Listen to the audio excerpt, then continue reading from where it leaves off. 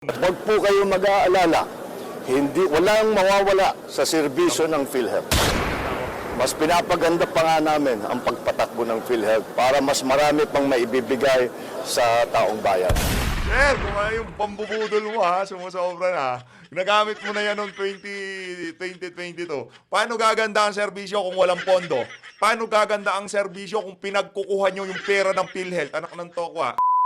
Heto ho yung video na tinutukoy natin na kung saan makikita nyo ho mga kababayan na tumaas ng 1 inch ang hairline niyang si JJ Suarez at dito sa video na to, sinoplak ho nitong si Senator Loren Legarda ang PhilHealth. Sa totoo lang mga kababayan kung ating titignan ang mga kaganapan ngayong mga panahon na to, pagka ito umayon sa sambayan ng Pilipino, umayon dun sa mga naguhulog sa PhilHealth, lahat ng ingay na to magbebenepisyo ang sambayan ng Pilipino. Mantakin nyo mga kababayan, imbis na maglagay itong si Marcos Jr. ng eksperto pagdating sa kalusugan dyan sa PhilHealth, yung dapat balanse sana. Kaso ang ilinagay ho niya, itong si Emmanuel Ledesma. Expert ho pala yan pagdating sa investment.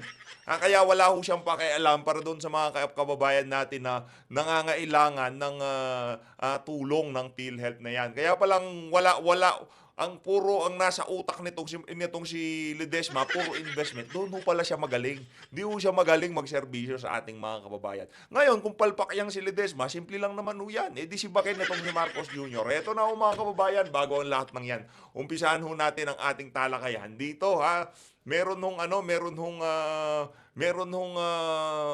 mga comforting words itong si Marcos Jr. Para doon sa mga kababayan nating nababahala dyan sa issue ng PhilHealth, huwag kayong mabahala. Heto na yung ating presidenteng bangag. Bibigyan niya ho tayo ng iko-comfort niya tayo. Marami pa daw mga programa ang PhilHealth na ibibigay sa atin. Relax lang, chill, kalma. Heto mga kababayan, pakinggan ho natin to. Nakananto ko. It's an idea. But this is just in response because of everybody's. Let me be very clear. I really wish sana naman yung mga Teka lang kung umabot ho kayo sa bahagi ng video natin na to at hindi pa kayo pumindot ng video dyan sa gilid, i-consider nyo naman ho na i-share ang ating video at i-like na rin, no? At mag-subscribe na rin ho dito sa PH Update. Maraming salamat ho. comment tungkol sa PhilHealth subsidy. Pag-aralan ninyo ng mas malalim at tignan naman ninyo. At ito ang guarantee ko. Napakasimple lang ang guarantee ko. Kahit may subsidy, kahit walang subsidy, kahit anong contribution, all of these issues, hindi mababawasan ang serbisyo ng PhilHealth. Hindi mababawasan ang bayad ng PhilHealth sa insurance claim. Paano mababawasan Paano mababawasan? Sa 400,000, 12,000 lang ang binibigay ng buwisit na PhilHealth na yan. Ano pang ibabawas mo dun sa 12,000? Ang pinapanawagan ho namin dito, pagandahin ang serbisyo. Taas na naman ang lipad nitong mama na to. Mataas na naman ho ang lipad. To the moon na naman ho ang lipad niya. Nakanantok pa, oo. Pagka nagpapa-interview ho kayo, wag ho muna kayong suminghot ng pulburon. Hindi nyo alam yung mga pinagsasabi nyo. Base nga doon sa COA audit report ng PhilHealth, nung pinanood natin yung video nitong si Sir Ted Filon, wala hong sobra-sobrang pera ang PhilHealth. Kailangan ho talaga nila yung subsidiya na hindi nyo binigay, na dapat na ibinigay ng administrasyon nitong si Marcos Jr. dyan sa PhilHealth. In fact, baliktad. Padadamihin pa namin ang serbisyong ibibigay ng PhilHealth. Palalakihin pa namin ang pagbayad sa insurance claims. So, anak ng toko, bangag na bangag talaga tong presidente na to, no? Hindi nagbigay ng subsidiya yung mga contributor, gusto na nilang i-boycott ang PhilHealth, ayaw na nilang magbayad. Ngayon, yung mga kababayan nating hindi naghuhulog sa PhilHealth, magki-claim ho yan. Sila yung talagang napakadalas mag-claim. Di ba? Sila yung mga napakadalas mag-claim. Ngayon, mga kababayan, ayaw na magbayad ng mga miyembro ng PhilHealth, yung mga obrero, ayaw na magbayad, walang subsidiya, tapos pararamihin pa daw ho niya yung mga benepisyo at patataasin yung claim. Ano ba tinira mo, Brad, Saan yung kukunin ng pera? Doon sa reserve fund na pera ng mga contributor dyan sa PhilHealth? Ang kapal ng mukha mo, sir.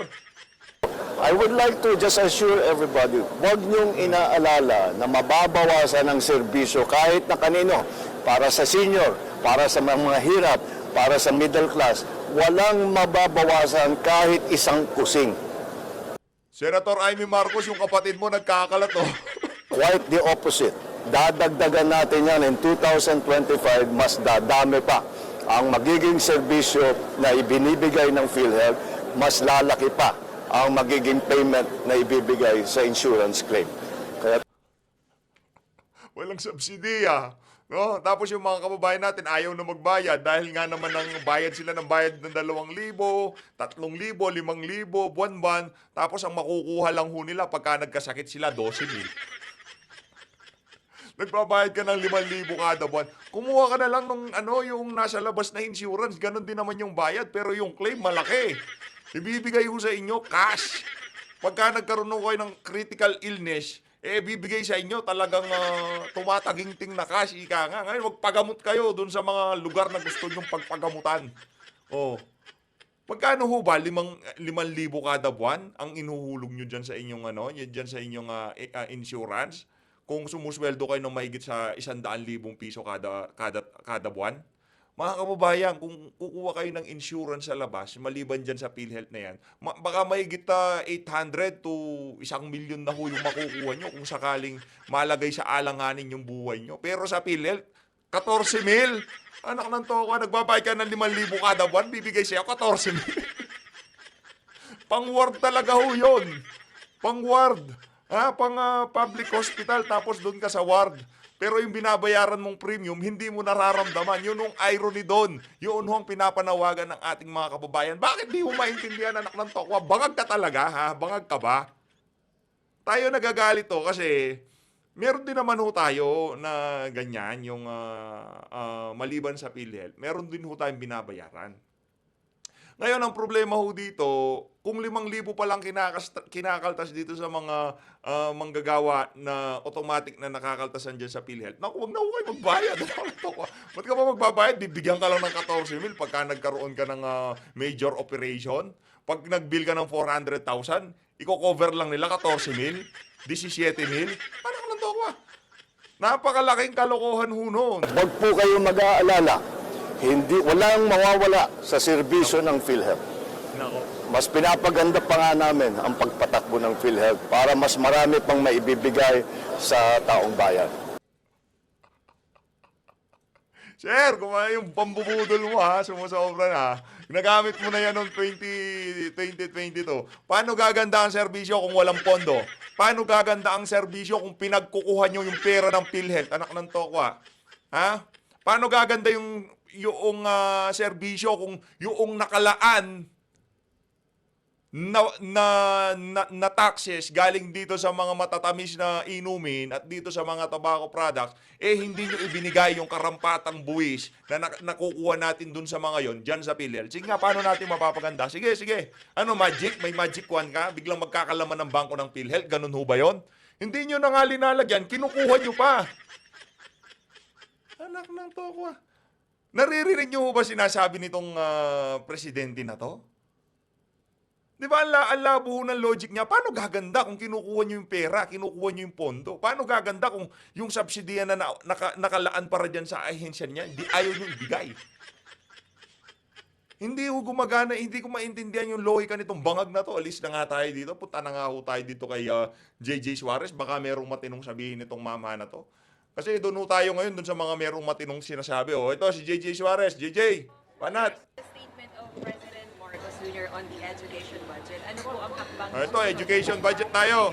Well, para naman po sa BICAM, tapos na po yung trabaho namin because we've ratified the 2025 General Appropriations Act. So now it's under review ng executive and it's due for signature, I think, before Christmas.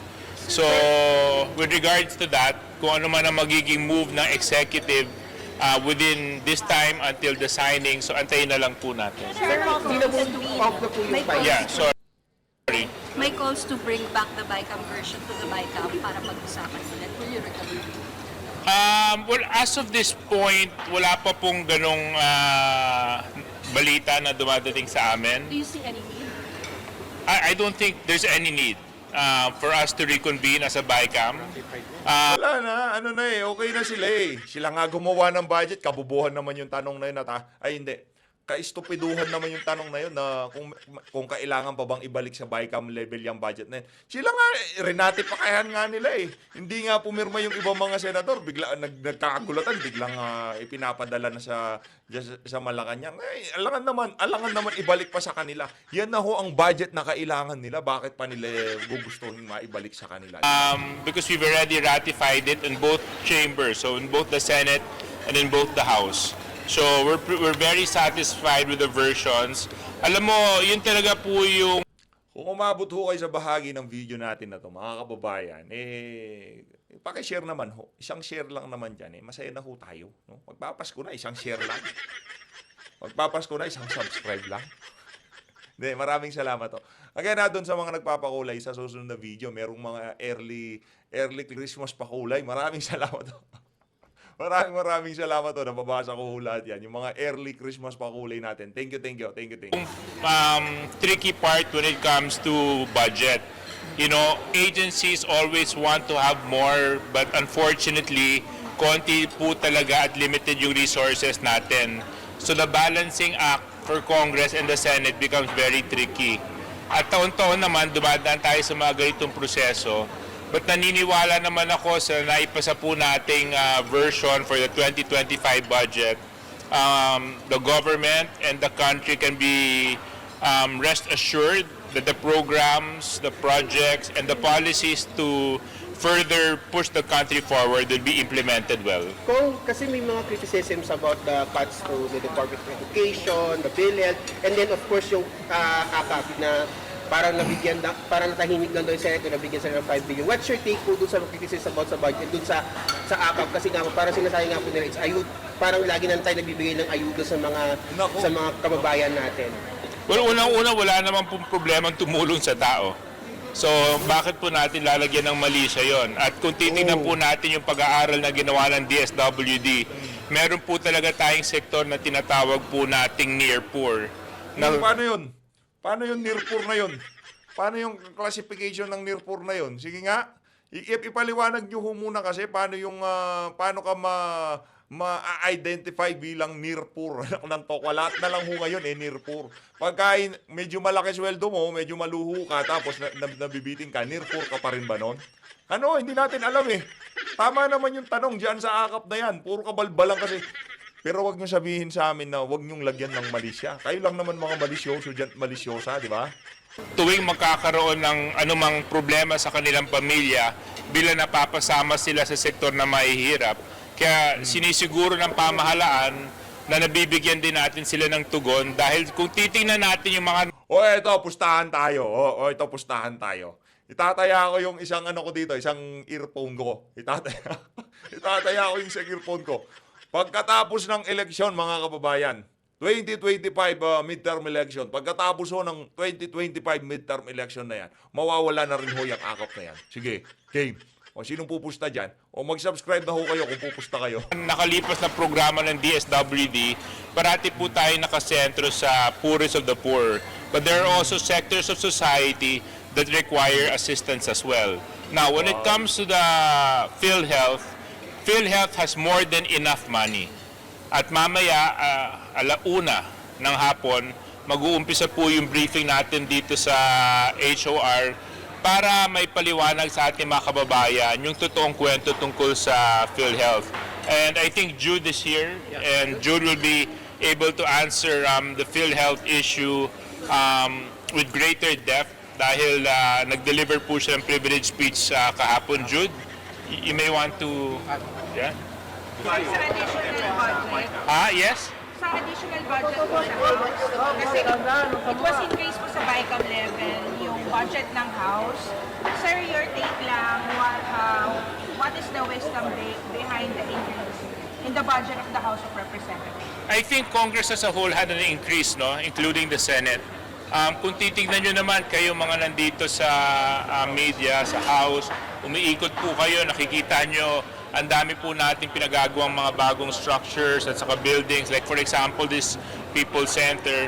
And let's not also forget na patuloy din dumadami yung members of Congress. Unlike the Senate that has a stable number of 24, us, we continue to increase when new districts are created, and the party list allocations are also increased in number of seats. So this only goes to show na we're really addressing the requirements and needs ng Congress pagdating po sa mga trabaho na ginagampanan namin.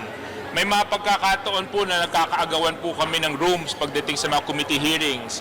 May mga pagkakataon po na nagkukulangan po kami sa mga facilities pagdating sa mga legislative work na kailangan naming gampanan. Kaya natutuwa po kami na Nakalatawa talaga kung kailangan nilang depensahan yung 17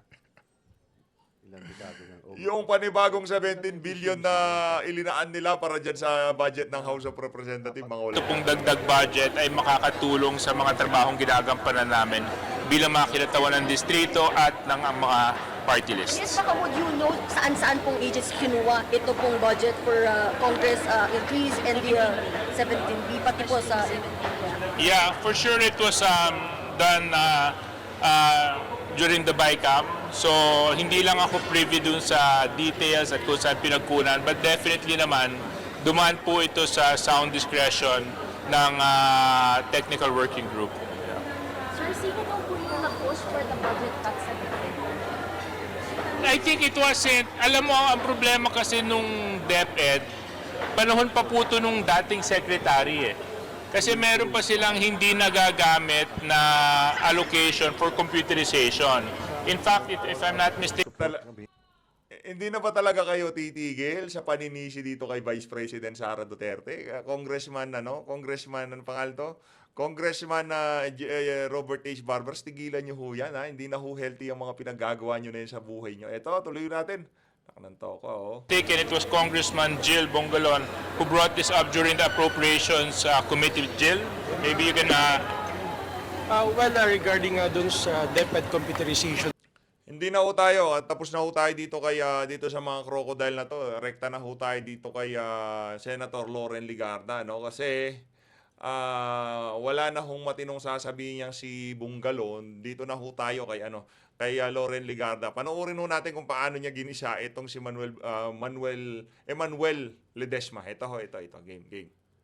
I'm sure the question, okay, Mr. Chair, I'm sure the question of whether the zero budget, because you're GOCC anyway, will affect the services. And I read the statements both of the President and CEO of PhilHealth as well as the Health Secretary that it will not in any way affect. But with that statement, it would not encourage the President or Congress, assuming, because we don't know whether we will have to, both houses will have to reconvene, if it will be called for a special session, or whether something will be done just in the executive on what is legally possible for them to amend it without violating the law. So with that statement, when you said that we can proceed anyway because you have so much unused funds amounting to, may we know, 600, what is the amount, just to be accurate? Your Honor, CEO? 489 billion. Million. 489 billion. Billion. Billion, Your Honor. For 89. So with your statement, so the 600 we see in press statements is inaccurate. Plus reserves. Yeah, give us the whole picture, please. Then it's accurate, Your Honor. Around 600 billion. 600 billion. Yes. Say it as such. What is the 489 and why is it 600? You know, when we ask these questions, and my question is very basic, how much do you have? Don't let us draw information from your brains. 489. And then the DOH secretary says there's reserve of 600. So total is 600. So kindly tell us the truth of how much total, whether it is called reserve, what is the 489 called, so that we have a full picture. Because otherwise, if he did not persist in my questioning, then I would have thought that the news reports were inaccurate And the statements of the DOH secretary would have been inaccurate because I saw 600B. But the CEO would say it's 489.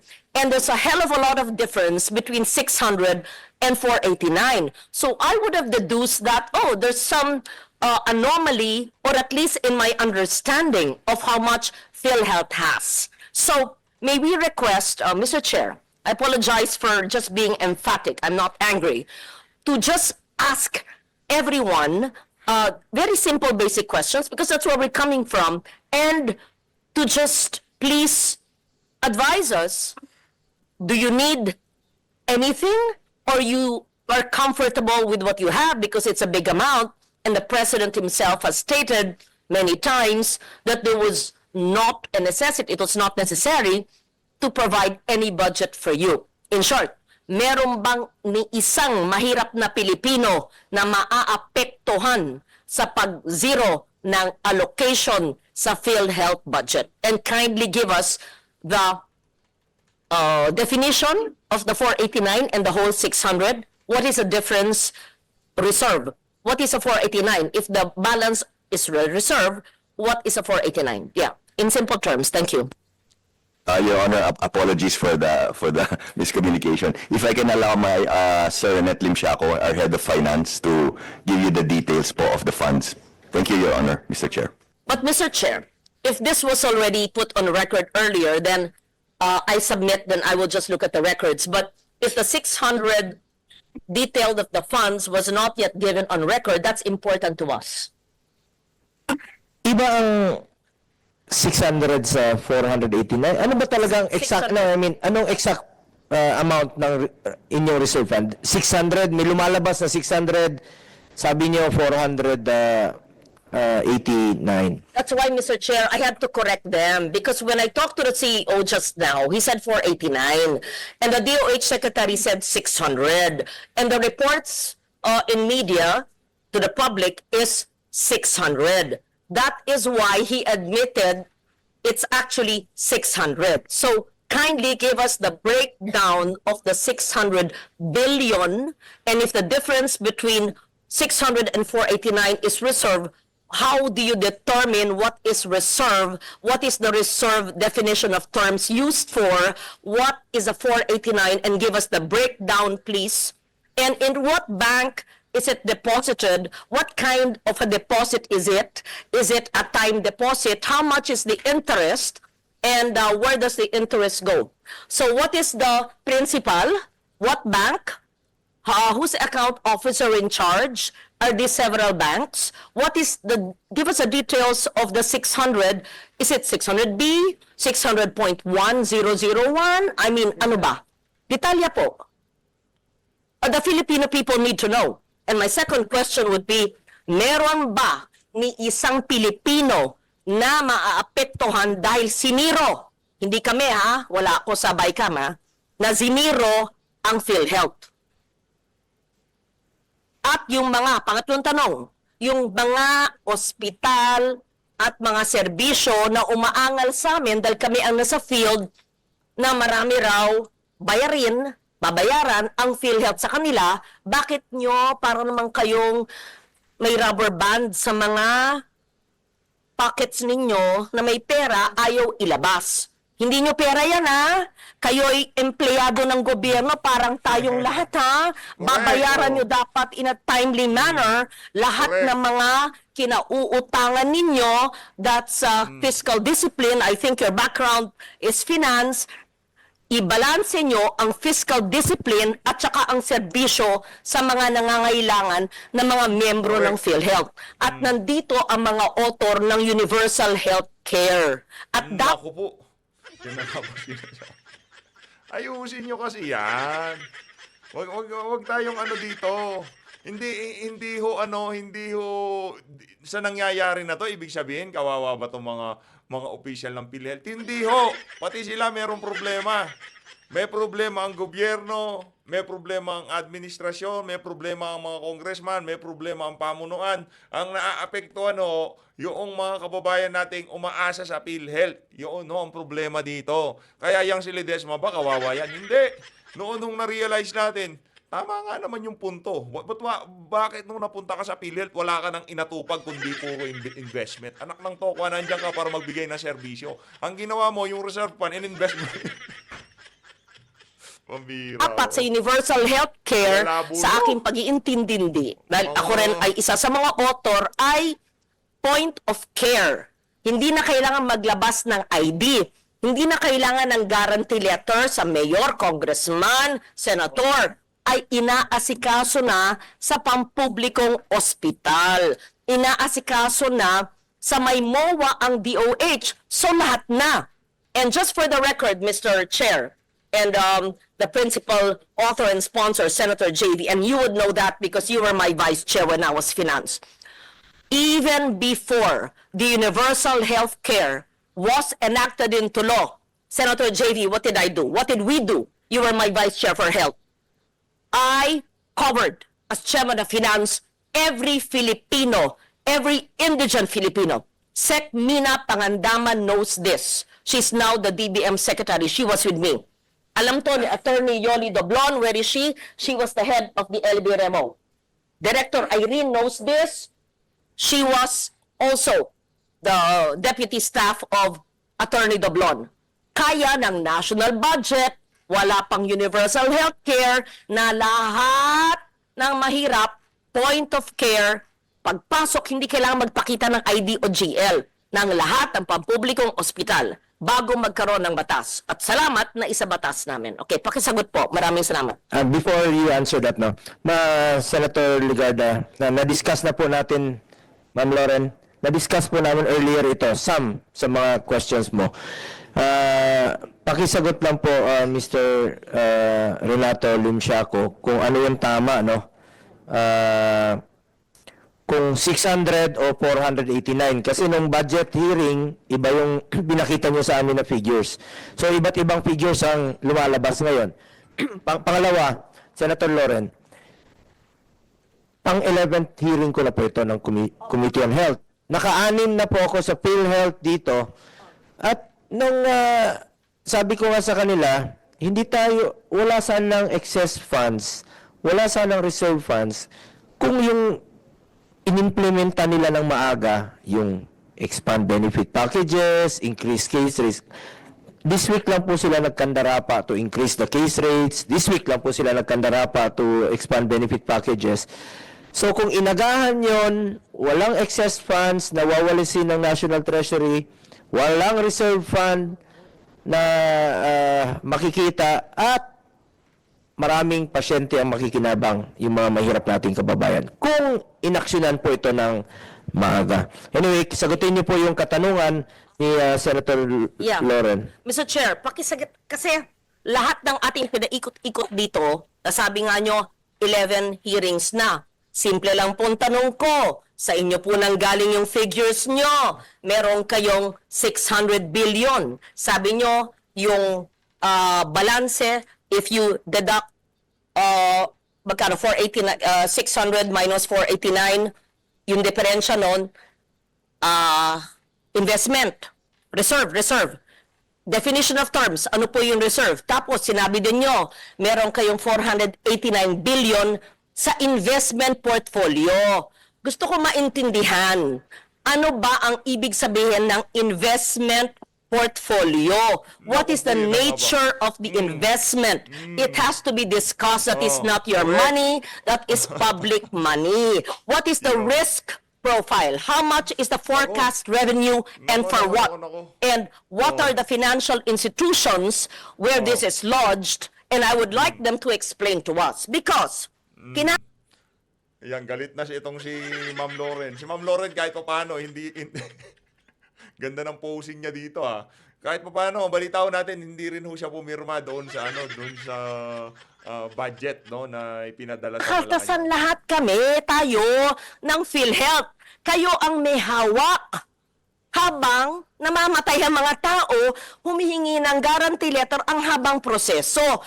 While you are floating in billions, hundreds of billions of cash. So, definition of terms, ano po yung risk profile, at sinong may hawak ng pera ng taong bayan. na nakalaan sa PhilHealth. Simple lang po maaring sa Filipino tayo magsalita para maintindihan dahil gusto rin namin malaman. Salamat po.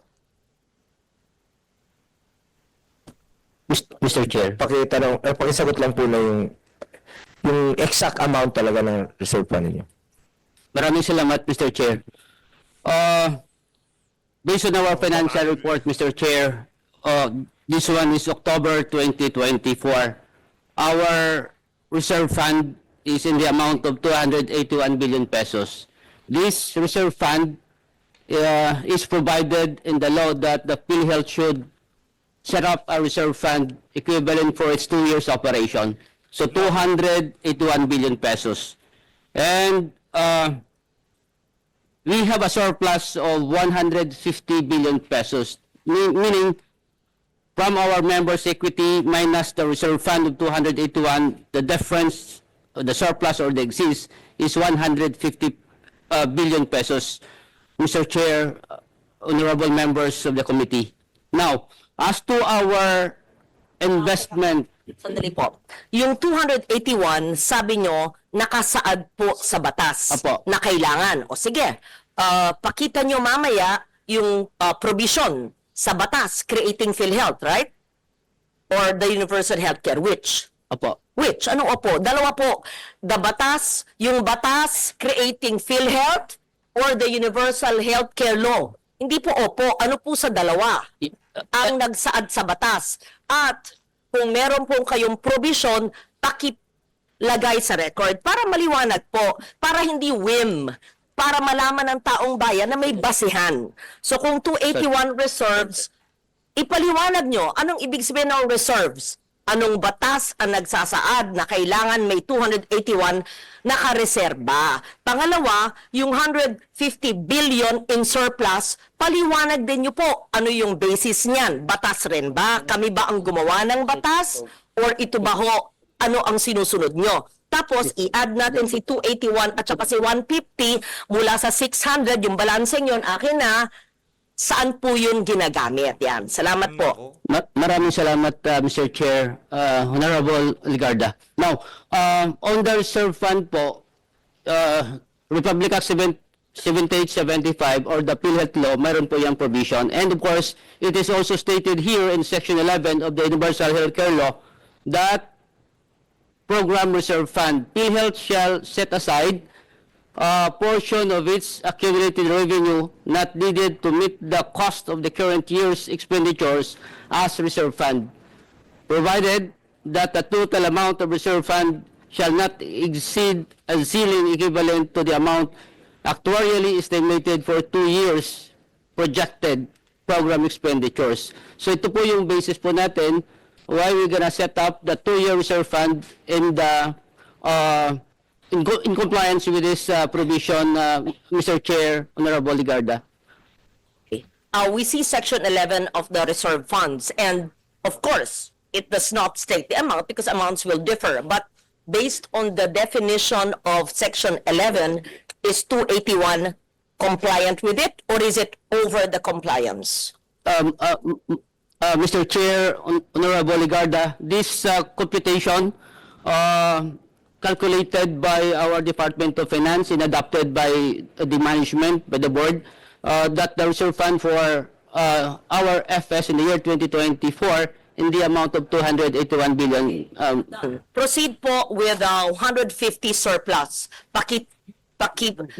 Define po, pakipaliwanag po ano ang surplus. Ang pagkaintindi namin ng surplus ay extra, sobra. Okay.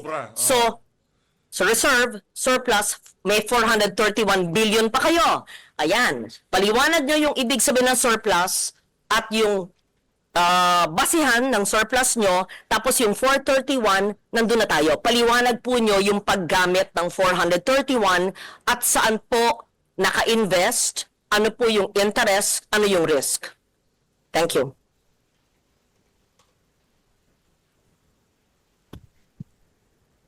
Maraming salamat, Mr. Chair, Honorable Ligarda. On the part of the surplus po, I initially in the year December 2023, we wala ho tayong na-set up ng ganito. The initial that we have reserved ay 464 billion pesos. Now, with that computation of the EOF and adopted by PhilHealth, so yung sobra doon ay yun ang tinatawag natin na surplus. Now, for year 2024, sa beginning balance, in-add natin po yung income of PhilHealth na as September, mayroon ho tayong 46 billion. Binawas po natin din dito yung compliance to the Department of Finance Circular 003-2024 and the special provision of GEA 2024 that 89.9 billion pesos, Mr. Chair, Honorable Ligarda. So the suma total, yung lumalabas sa figure po natin dito ay isang 150 billion pesos. So ito po, yung 150 billion pesos po, ay po pwede po natin to improve our benefits or to reduce our contribution. So this is the reason why, Mr. Chair, Honorable Ligarda, that in the year 2025, our board approved already our budget in the amount of 284 sourced out from the following, Mr. Chair, Honorable Ligarda, from the direct contributors of 203 billion and from investment of 20.7 billion and our surplus. Ang bottom line dito, wag puro investment dapat atupagin nyo. Yun nga mga kababayan, kung mabuto kayo sa bahagi ng video natin to, isang like at subscribe. Masaya na ho tayo dyan. At sa mga gusto sumali sa ating community, join button nandyan lang sa baba. Mag-ingat ho kayo lahat. Mahal natin Pilipinas. Maraming salamat ho mga kababayan.